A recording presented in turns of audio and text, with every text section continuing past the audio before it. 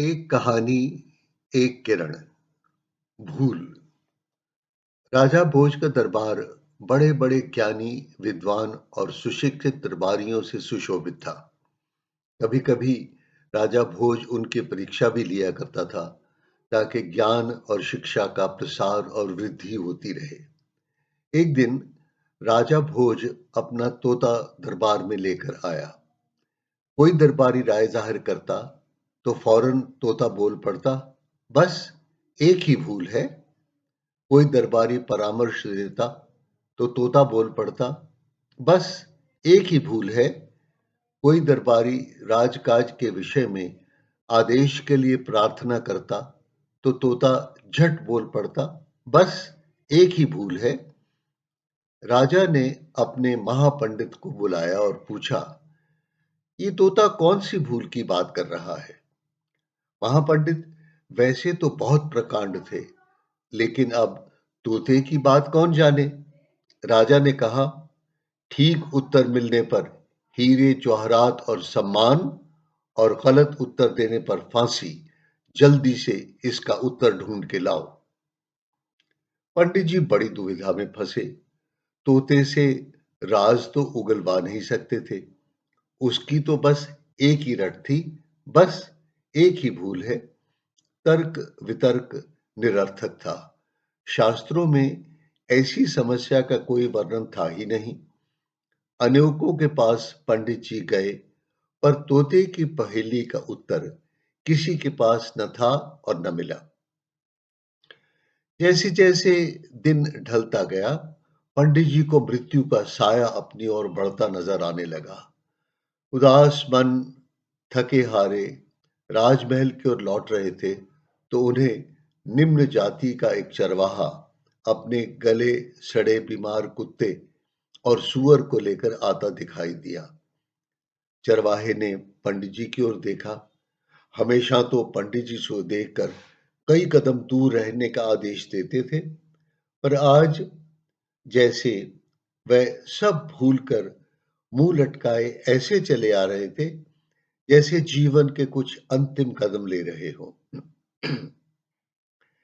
चरवाहे ने आदर से पूछा, महाराज, आप ऐसे लग रहे हैं जैसे आपके ऊपर गमों का पहाड़ टूट पड़ा हो, जैसे जीवन की कुछ अंतिम सांस ले रहे हो।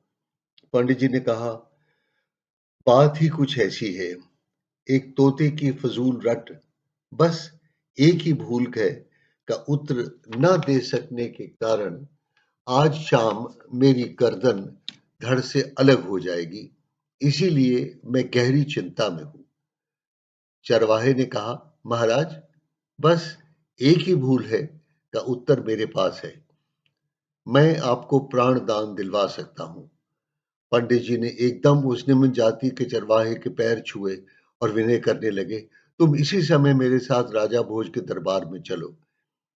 चरवाहे ने कहा, महाराज, मैं बूढ़ा हो गया हूं और मेरा कुत्ता भी बीमार है। इसको अपने कंधे पर रख कर ले जा नहीं सकता और इसको छोड़ भी नहीं सकता। बेचारा मर जाएगा, सो कल ही चलेंगे। महापंडित बोले, तुम इसकी फिक्र न करो। मैं कुत्ते को गोद में उठा लेता हूं और सूअर को कंधे पर। बस तुम मेरे साथ सांझ होने से पहले राज दरबार पहुंच जाओ। ब्राह्मण महाराज ने कुत्ते को गोद में उठाया, सूअर को कंधे पर रखा, शूद्र चारवाहे की बाजू पकड़ी और आ पहुंचे राज दरबार। अपूर्व दृश्य था। महापंडित जी कुत्ते को गोद में उठाए, सूअर को कंधे पर रखे, शूद्र का हाथ थामकर राजा भोज के सामने खड़े थे। तोता देखते ही चिल्लाने लगा, बस एक ही भूल है, बस एक ही भूल है। राजा भोज ने पूछा, उत्तर लाए हो तो बोलो, देखें तुम्हारे भाग्य में हीरे जवाहरात है या मृत्यु। पंडित जी ने चरवाहे को बाजू से पकड़ा और आगे कर दिया।